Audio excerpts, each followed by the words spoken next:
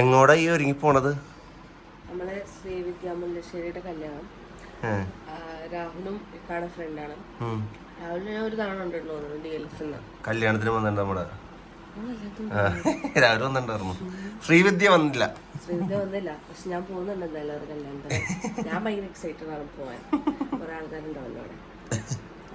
Makeup ഒക്കെ ചെയ്യാം. എനിക്ക് ഈ സാധനങ്ങളൊന്നും അറിഞ്ഞൂടാ. ആക്ച്വലി എന്നെ നിൽക്കാനും മേക്കപ്പ് ചെയ്ത് ഇത്ത പറയുന്നുണ്ട് ഒരു അക്കാഡമി തുടങ്ങണം. ഞാൻ ഡൗട്ട് വെച്ച് ബുദ്ധിമുട്ടിച്ച്.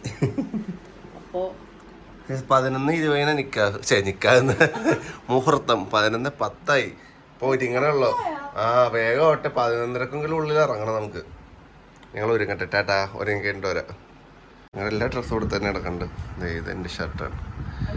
ജോസഫ് ബൈജെ. അവിടെ നിന്റെ സാരി അവിടെ അവിടെ എന്തൊക്കെ ചെയ്തിട്ടുണ്ട് കിടക്കുന്നു. ഞങ്ങൾ ഒരുങ്ങട്ടെ. യെസ്, അങ്ങനെ റെഡിയായി. പക്ഷെ സമയം അതിക്രമിച്ചിരിക്കുന്നു. 11:40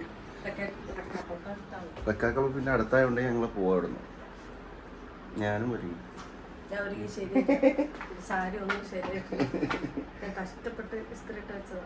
വേർത്ത് കുളിച്ചു AC-ലും. ഇതാണ് എൻ്റെ നെക്ലേസ്. എനിക്ക് ഭയങ്കര ഇഷ്ടമായത്. ഫസ്റ്റ് പിക്ചറിൽ കണ്ടപ്പോൾ എനിക്കൊരു എന്താ പറയുക, ഒരു ഫുൾ കളർഫുൾ നാടോടി മൂഡ് തോന്നിയായിരുന്നു. പക്ഷെ ഓൾ ടുഗദർ വന്നപ്പോൾ നെക്ലേസ് കൊള്ളാം. സാരി കൊടുത്തത് ശരിയായില്ല. ഒന്നാമത് ഞാൻ ഈ മെറ്റീരിയൽ എടുക്കാറില്ല. വള്ളുരുത്തി പോയതമ്മേ. അതെ, ലാസ്റ്റ് സെക്കൻഡ് മോഡിഫിക്കേഷൻ. പെട്ടെന്ന് മുടി അഴിച്ചിട്ടാലെന്നൊരു തോന്നലൊന്നും. പെട്ടെന്നല്ല, ഫോട്ടോ കണ്ടപ്പോൾ തടിച്ച് പിടിച്ചിരിക്കുന്നു. മുടിയാകുമ്പോൾ കുറച്ച് മുടിയിൽ കവർ ചെയ്ത് പോയിക്കോളുണ്ടായിട്ട്. നല്ല സൗണ്ട്. Okay, by. എന്നെ നടക്കോ മാഡം?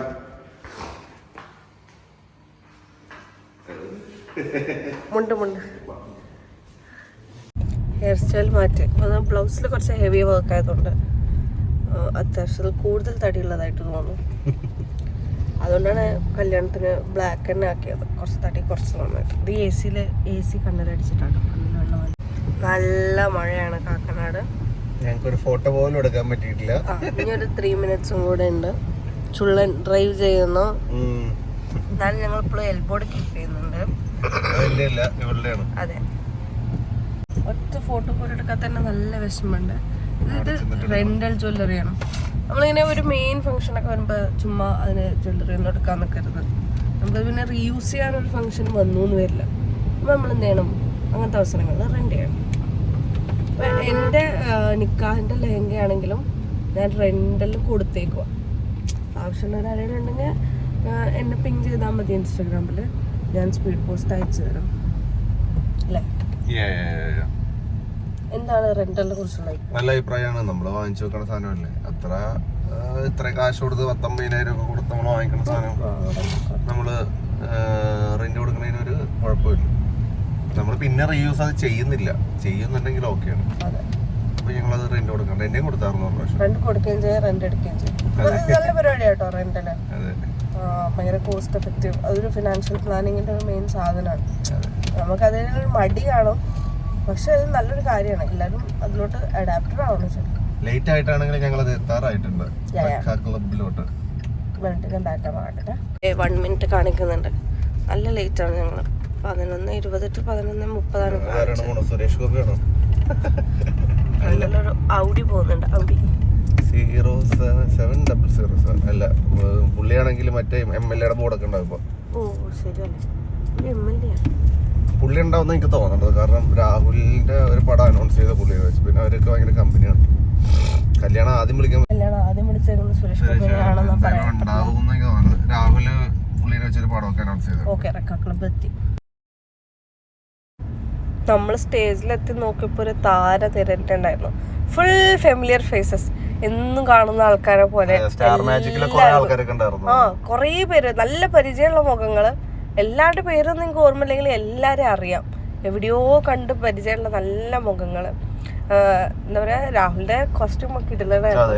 ശ്രീവിദ്യ ഭയങ്കര ട്രഡീഷണൽ ലുക്കില് നല്ല ഭംഗിയുണ്ടായിരുന്നു. അവരെ ഫോട്ടോയിൽ കാണുന്നേക്കാളും ഭംഗിയുണ്ടായിരുന്നു നേരിട്ട് കാണാൻ.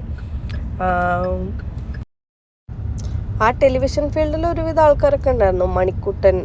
മണിക്കുട്ടൻ്റെ ഫ്രണ്ടിലിരിക്കുന്ന ചേച്ചിനെ എനിക്കറിയാം. ചേച്ചിയാണോ എന്ന് പറഞ്ഞോട്ടെ, ആ കൊച്ചിനെ എനിക്കറിയാം. ആ കൊച്ചിൻ്റെ മുഖം എനിക്ക് നല്ല പരിചയമുണ്ട്. അതേപോലെ ബിഗ് ബോസിലെ സാബുമോനല്ലല്ലോ, ആ വാഴയിലെ മൂസയുടെ അച്ഛൻ പുള്ളിക്കാരനുണ്ടായിരുന്നു. അപ്പം നമ്മൾ ഫോട്ടോ എടുക്കാൻ കൊണ്ട് മെല്ലെ മെല്ലെ ഫ്രണ്ടിലോട്ട് പോയി. ഒട്ടുക്കത്തെ ക്യൂ ആയിരുന്നു, അതും ഫുൾ സെലിബ്രിറ്റി ക്യൂ. അതുകൊണ്ട് ഇടിച്ചു കയറാനും പറ്റുന്നില്ല. കുറേ നേരം നോക്കി നിന്നു. രണ്ടുപേരും കാണാൻ നല്ല ഭംഗിയായിരുന്നു കേട്ടോ. Thing of beauty is Joy for ever എന്ന് പറഞ്ഞിട്ടുണ്ടെങ്കിൽ അവർ സ്റ്റേജിൽ നിൽക്കുമ്പോൾ നമുക്കിങ്ങനെ അവരെ നോക്കി നിൽക്കാൻ തോന്നും. അത്രക്ക് ഭംഗിയുണ്ടായിരുന്നു. ശ്രീദേവിയൊക്കെ ഭയങ്കര ട്രഡീഷണൽ ലുക്ക്, നല്ല ഭംഗിയായിരുന്നു. പെട്ടെന്ന് ഷാരിഖിനെ കണ്ടിട്ട് അവിടുന്ന് ഹായ് ഒക്കെ പറഞ്ഞു. നല്ല ഹാപ്പി അല്ലേ രണ്ടുപേരും, ഫുൾ ഓണായിട്ട്. ഇങ്ങനെ ഈ മണവാട്ടിയും ചിരിച്ചു നിൽക്കുമ്പോഴേ കല്യാണത്തിന്റെ ആ ഒരു 2-3 മണിക്കൂർ ചിരിക്കുമ്പോഴേക്കും കവളൊക്കെ പൊട്ടി. നമ്മള് ഫോട്ടോ എടുക്കാൻ സ്റ്റേജിൽ കയറിയപ്പോ അവര് പറയാം നമ്മളോട്, നിങ്ങളെ ഞാൻ സമ്മതിച്ചു, നിങ്ങള് എങ്ങനെയാ ഇത്ര നേരം ചിരിച്ചുകൊണ്ടിരുന്നതെന്നൊക്കെ. പിന്നെ സുരേഷ് ഗോപി വന്നിട്ടുണ്ടായിരുന്നു. രാഹുൽ സുരേഷ് ഗോപിനായിട്ടൊരു പടം അനൗൺസ് ചെയ്തിട്ടുണ്ടല്ലോ. അപ്പൊ സുരേഷ് ഗോപി സർ വന്നിട്ടുണ്ടായിരുന്നു. ഫോട്ടോഷൂട്ട് ഞങ്ങള് ഇക്കു പറഞ്ഞു എന്തായാലും സുരേഷ് ഗോപി വരും എന്നുള്ളത്. പക്ഷെ ഞങ്ങൾ കറക്റ്റ് ഫോട്ടോ എടുക്കാൻ പോയപ്പോഴാണ് സുരേഷ് ഗോപി വന്നത്. ഞങ്ങൾ ദൂരെ നിന്ന് സ്റ്റേജ് സുരേഷ് ഗോപി അമ്മൂടായിരുന്നു. എന്നിട്ട് ഞങ്ങൾ ഇറങ്ങി ചെന്നു. സുരേഷ് ഗോപിനെ കുറെ നേരം നോക്കി നിന്നു. പുള്ളി ഇങ്ങനെ വരുന്ന ഓരോ സ്റ്റെപ്പിലും ആൾക്കാർ ഫോട്ടോ എടുക്കുക, പിടിച്ചു വെച്ച് സംസാരിക്കുക. നമുക്ക് തന്നെ ഒരു പാവം തോന്നിപ്പോ. അങ്ങനെ എന്നാലും ഞങ്ങൾ വെയിറ്റ് ചെയ്തു. ഇക്കു സുരേഷ് ഗോപിന്റെ ചെറുപ്പകാലം അഭിനയിച്ചിട്ടുണ്ട് മേഹുമൂസയില്. അപ്പൊ അന്ന് എനിക്ക് കാണാൻ പറ്റിയിട്ടില്ലായിരുന്നു പുള്ളിനെ. കണ്ടായിരുന്നു, പക്ഷെ എനിക്ക് സംസാരിക്കാൻ പറ്റിയില്ലായിരുന്നു. ഞാൻ ഇപ്പൊ ലാസ്റ്റ് ഷൂട്ട് കഴിയുന്ന സമയത്ത് ഫോട്ടോ എടുക്കാൻ പറഞ്ഞപ്പോഴേക്ക് പുള്ളിക്കാരൻ പോയി. ഉണ്ടെങ്കിൽ ടാറ്റ അപ്പൊ എനിക്ക് അന്ന് ഫോട്ടോ എടുക്കാൻ പറ്റാത്തതിന്റെ ഭയങ്കര വിഷമം ഉണ്ടായിരുന്നു. പക്ഷെ ഇന്നും ഫോട്ടോ എടുക്കാൻ പറ്റിയില്ല. എന്നാലും ഞാൻ പക്ഷെ ഇന്ന് സംസാരിച്ചിരുന്നു. ഇപ്പൊ വരും, ഇപ്പൊ വരും. പക്ഷെ ഫോട്ടോ എടുക്കാൻ ആക്ച്വലി ചോദിക്കണ്ടെന്ന് തോന്നിപ്പോയ ഒരവസ്ഥയിലെത്തില്ലേ. പുള്ളി അങ്ങനെ ഒരു സഫക്കേഷനിൽ നിക്കണ പോലെ തോന്നി. എല്ലാരും ഇങ്ങനെ ഇതാക്കണല്ലേ, നമ്മളായിട്ടൊരു ബുദ്ധിമുട്ടാക്കണ്ടെന്ന് ഓർത്തു. പിന്നെ ഫോട്ടോ എടുക്കാൻ നമ്മൾ ചോദിച്ചില്ല. ഇക്കു പോയി സംസാരിച്ചോ സുരേഷ് ചേട്ടനാണ്. അത് ചേച്ചി പിടിക്കാം. എന്താ സംസാരിച്ചേ? ഞാൻ പോയി സുരേഷ് ചേട്ടൻ, ഞാൻ മെഹുമൂസയിൽ ഞാൻ സുരേഷ് ചേട്ടന്റെ ചെറുപ്പകാലം അഭിനയിച്ചു. ഞാൻ പറഞ്ഞു ജിബു ചെക്കപ്പിന് ഷോൾഡറിൽ ഇങ്ങനെ താങ്ങി പിടിച്ചേക്കണം. അപ്പൊ പുള്ളി തിരിഞ്ഞു. ഞാൻ പറഞ്ഞു ഇതെന്റെ വൈഫാണെന്ന് പറഞ്ഞു. അപ്പൊ എന്നോട് ഹായ് പറഞ്ഞു. അപ്പൊ ഞാൻ oh my god Suresh Gopi saying hi to me. ഞാൻ എന്ത് ചെയ്യണമെന്ന് അറിയാതെ ഇങ്ങനെ സ്റ്റക്കായിട്ട് തോന്നും. ഞാൻ ഹായ് പറഞ്ഞു. അങ്ങനെ പിന്നെ ഞങ്ങള് സ്റ്റേജിൽ കയറി ഫോട്ടോ എടുത്ത് പയ്യെ സദ്യയൊക്കെ കഴിച്ച്. ഓ ആസിഫ് അലിയുടെ അങ്ങനെയാണത്.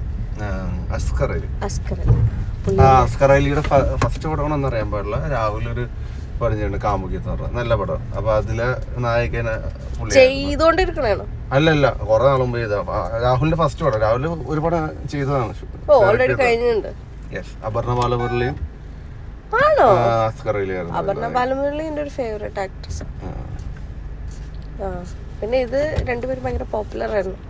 നമുക്കിങ്ങനെ ഫേസ് നല്ല പരിചയമുണ്ട്, പക്ഷെ പേര് ഓർമ്മയില്ല. ഈ നമ്മൾ പറയില്ലേ കുറേ സിനിമയിൽ അഭിനയിച്ചിട്ടുണ്ട് ഈ ചേച്ചി.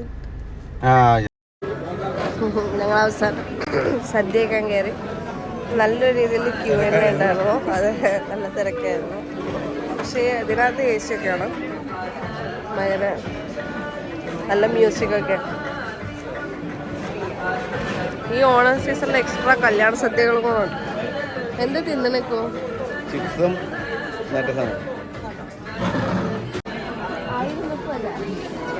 ഒച്ചെടുത്ത് പേടിപ്പിച്ചു ആൾക്കാരാ.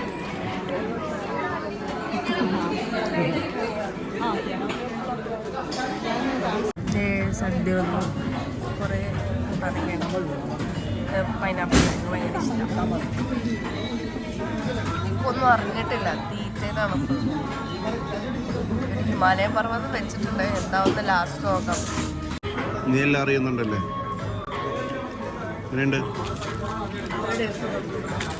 പൈപ്പിലൊക്കെ നെയ്യ് ഇൻബോളാണ്.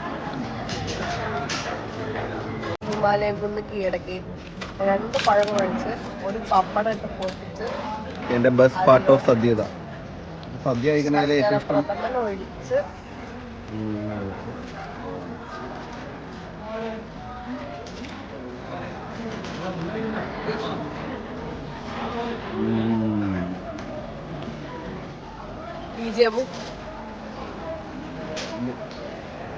ഞാൻ ചോറ് കഴിച്ചിട്ട് ഇരുന്നില്ല. എനിക്ക് ഓൾറെഡി ഭയങ്കര അൺകംഫർട്ടബിൾ ആയി. ഡ്രസ് എന്തോ പോലെ മൂട് കൊത്തപ്പോയി. പാലട ആ ഗ്ലാസ്സിൽ നിറയാണ്ട് എന്റെ ഗ്ലാസ്സിൽ എക്സ്ട്രാ ചോദിച്ച് മേടിച്ചിട്ടില്ല. അവര് ചോദിക്കും നിങ്ങൾ തിന്നാൻ പോയതാണ്. കല്യാണം കഴിഞ്ഞു, വേർത്ത് കുളിച്ച് ഇക്ക വയറ് നിറഞ്ഞിട്ട് അനങ്ങാൻ പറ്റാതെ ഇര വിഴുങ്ങിയ അന്നക്കൊണ്ടയെ പോലെ. അനാക്കൊണ്ട അയിനെ പോലെ കഷ്ടപ്പെട്ട് വണ്ടി ഓടി. ഞാൻ ഇര വിഴുങ്ങിയിട്ടൊന്നുമില്ല, ഞാൻ ഓൾറെഡി ഇര വിഴുങ്ങിയ പോലെയാണ്. ഞാൻ സദ്യ അധികം കഴിച്ചൊന്നുമില്ല കേട്ടോ. എനിക്ക് ഞാൻ ഓൾറെഡി ഭയങ്കര കോൺഷ്യസ് ആയിരുന്നു. ഈ ഡ്രസ്സ് എനിക്കങ്ങ് ഒതുങ്ങിയില്ല. അപ്പൊ പിന്നെ വിഷമത്തിലായിരുന്നു. ഞാൻ കുറച്ച് കഴിച്ചോളൂ. ഞാൻ കുറെ കഴിച്ചു, ഞാൻ നന്നായിട്ട് കഴിച്ചു. ഞാൻ കഴിച്ചു, സദ്യ കഴിച്ചു, 2 പായസവും കഴിച്ചു. എനിക്ക് സദ്യയുടെ മെയിൻ പാട്ട്. ഞാൻ ലാസ്റ്റ് 2 മോര് കുടിച്ചു, എനിക്ക് ഇഷ്ടം. ഇക്കാടെ മോരും കൂടെ ഞാൻ കുടിച്ചു. ദഹിച്ചോളൂ. അങ്ങനെ ഞങ്ങൾ അവിടുത്തെ പരിപാടികളൊക്കെ കഴിഞ്ഞു. ഞങ്ങൾ കുറെ നാളെ വ്ളോഗ് ഇട്ടിട്ട് അപ്പോൾ ഇന്ന് എന്തായാലും ഒരു വ്ളോഗ് ഇടാം. എന്തായാലും ഒരു കല്യാണത്തിന് പോകണല്ലേന്ന് ഓർത്തു. അപ്പൊ ഇന്നത്തെ വ്ളോഗ് ഇന്ന് തന്നെ ഇടാം. ഇന്നിപ്പോ കല്യാണമല്ലേ വേണ്ട, അപ്പൊ കാണട്ടെ. സുരേഷ് ഗോപിനെ പിന്നെ കണ്ടു. സുരേഷ് ഗോപിനെ സംസാരിച്ചു. ഞാൻ പുള്ളിയുടെ ചെറുപ്പാലും ചെയ്തിട്ടുണ്ടായിരുന്നു. പക്ഷെ അന്ന് പുള്ളിയുടെ കാണാൻ പറ്റിയില്ലായിരുന്നു. പോയി സംസാരിച്ചു. പുള്ളിക്ക് ഓർമ്മയുണ്ട്, പുള്ളി ഷോൾഡർ വെച്ച് പൊക്കണതല്ലേ. വൈഫാ പിന്നെ ഹായ് പറഞ്ഞു. എനിക്ക് എന്ത് ചെയ്യണമെന്ന് അറിയാതെ ഞാൻ ഇങ്ങനെ എന്തോ ചെയ്തു. ആ ഒരു സമയത്ത് ഫോട്ടോ എടുക്കാനുള്ള ബുദ്ധി വന്നില്ല. പുള്ളി ഇങ്ങനെ ഇറങ്ങണായിരുന്നു. പിന്നെ എനിക്കങ്ങനെ ബുദ്ധിമുട്ടിച്ച് ഫോട്ടോ എടുക്കാൻ എനിക്ക് വലിയ താല്പര്യമില്ല. കാരണം ഞാൻ കാണുന്നതാണ് ഷാരിഖിന്റെ ബുദ്ധിമുട്ട്. അല്ല, എനിക്കങ്ങനെ ബുദ്ധിമുട്ടൊന്നുമില്ല. മീൻസ് ഞാൻ ഉദ്ദേശിച്ചത് പുള്ളി പോവാൻ ഇറങ്ങണേണ്. അപ്പൊ ആ സമയത്ത് ഇഷ്ടം പോലെ ആൾക്കാർ ഫോട്ടോ എടുക്കുന്നുണ്ട്. ഫുഡ് കഴിക്കാനോ കണ്ടല്ലോ നമ്മള്. ഫുഡ് കഴിക്കാൻ പോയായിരുന്നു പുള്ളി. പിന്നെ അത് കാരണം എനിക്ക് മടിയായി. എനിക്ക് ഒരു എന്തോ ഒരു ബാഡല്ല, ഇങ്ങനെ എനിക്ക് സെൽഫി എടുത്തോട്ടെ എന്തോ എനിക്കൊരു എന്തോ ഒരു സാധനം അത്രേ ഉള്ളൂ. Okay bye. അപ്പൊ അതേ ഉള്ളൂ. അതെ, അടുത്ത വ്ളോഗിൽ കാണാം. ബൈ. ഞങ്ങൾ വ്ളോഗ് ഒന്നും ചെയ്യുന്നില്ലെന്നറിയാം. സത്യത്തിൽ നല്ല ബിസിയാ. എന്നാലും ഞാൻ അടുത്ത ദിവസങ്ങളിലെ ഡേ ഇൻ മൈ ലൈഫ് കാണിക്കാൻ നോക്കാം. കാരണം അത് ഭയങ്കര ബിസി ഷെഡ്യൂളാണ്. കാണുമ്പോ എല്ലാവർക്കും പാവുന്നു.